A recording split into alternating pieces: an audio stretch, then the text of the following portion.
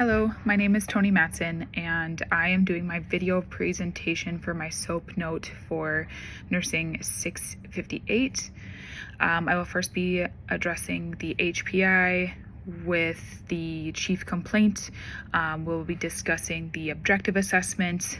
We'll be discussing differential diagnoses, my ultimate diagnosis, and then the plan.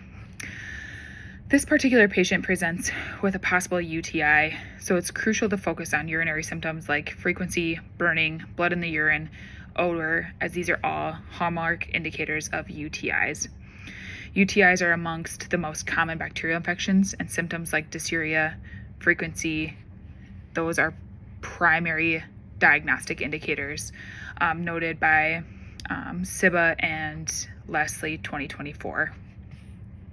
This 22-year-old presented to the clinic with frequent and burning urination, which started yesterday morning.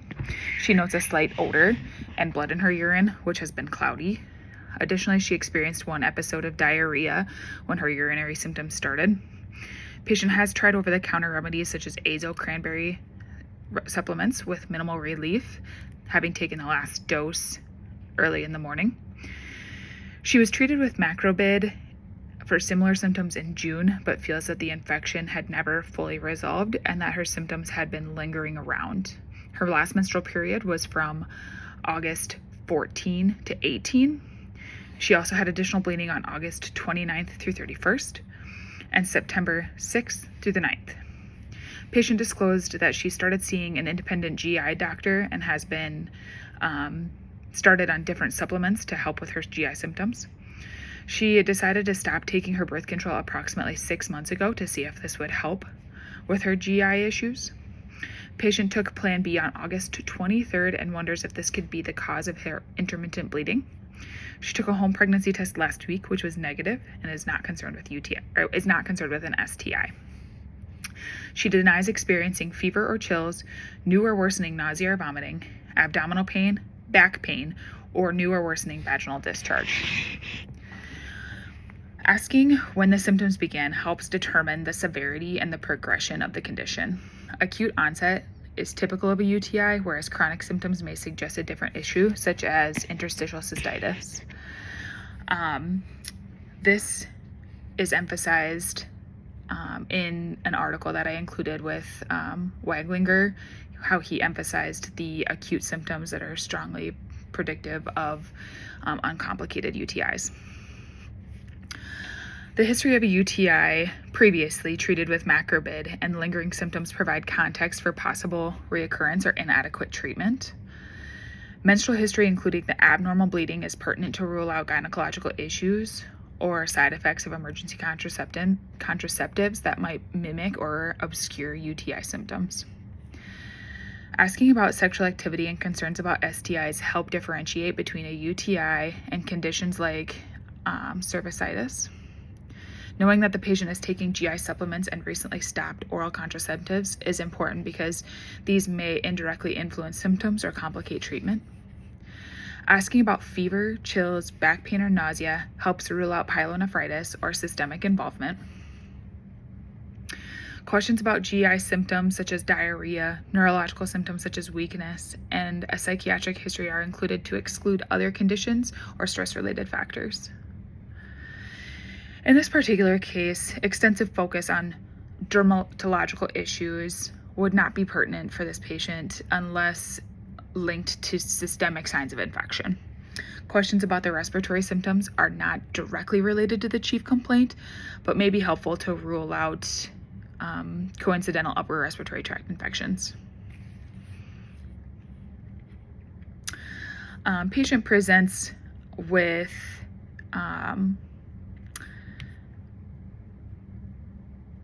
no unexplained fatigue, fever, sweats, or chills as reported. And for the review of symptoms, all the pertinent positives and negatives were discussed in the HPI. This patient appears normal, no acute distress, and is not ill appearing.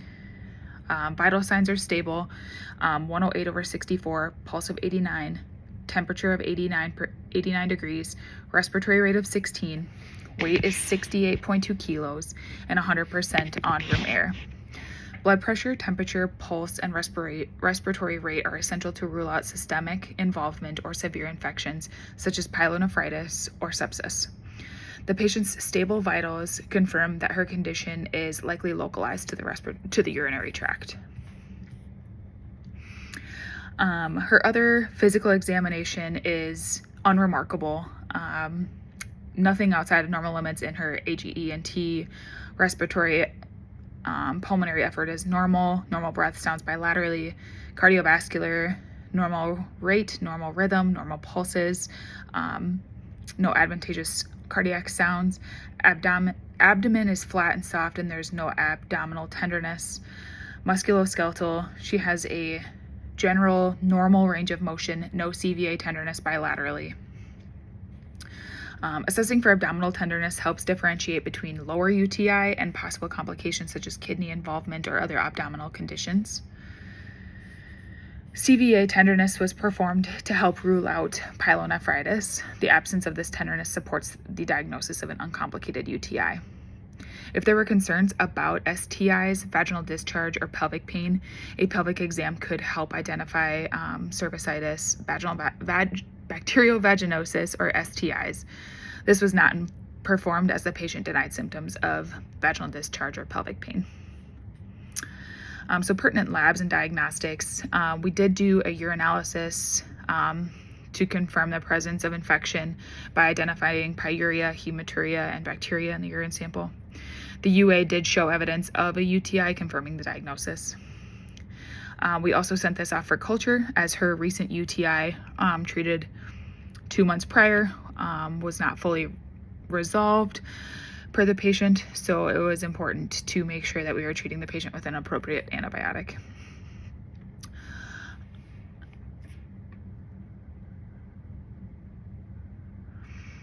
Let's see.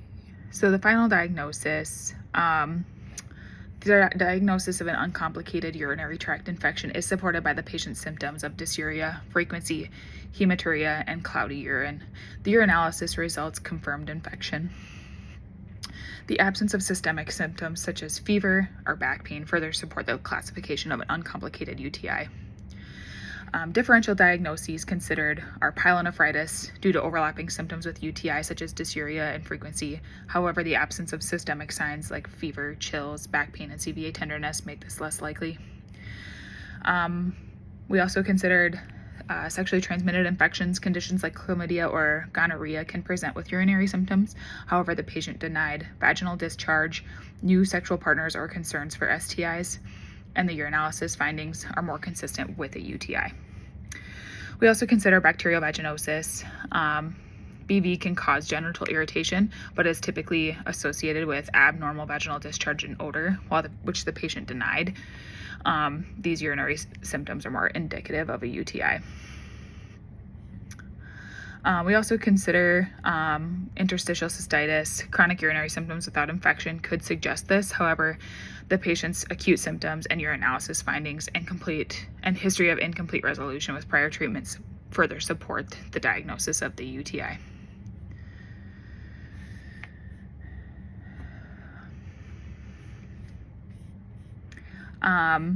Like we discussed, we did that urinary analysis, which confirmed our diagnosis, and the culture was sent to make sure the treatment is appropriate. No referrals were necessary because the UTI presented as uncomplicated. I would consider a referral to a urologist or gynecologist if symptoms persist, if there are recurrent UTIs despite preventative measures, or if symptoms seem to get worse without cause.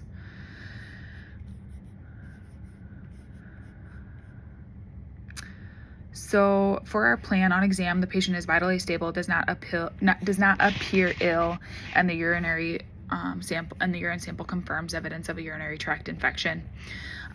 We did start cephalexin 500 milligrams twice a day. Cephalexin is effective against common UTI pathogens and has a favorable safety profile for young adults. The reason we went this route is because the macrobid was ineffective for her just a few months prior. Allergies were reviewed. No known drug allergies or drug interactions, and the adverse effects of the antibiotic were discussed with the patient.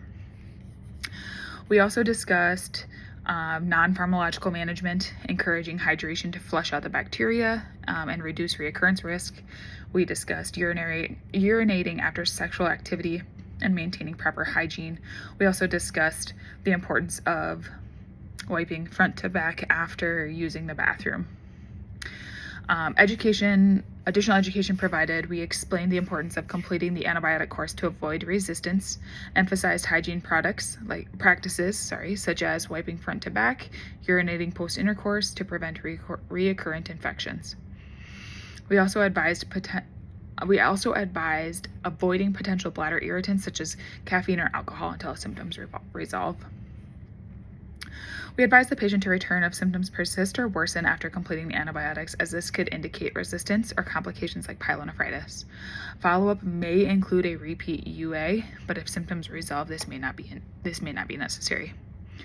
Assess symptom resolution, and discuss further preventative strategies if needed in that follow-up appointment.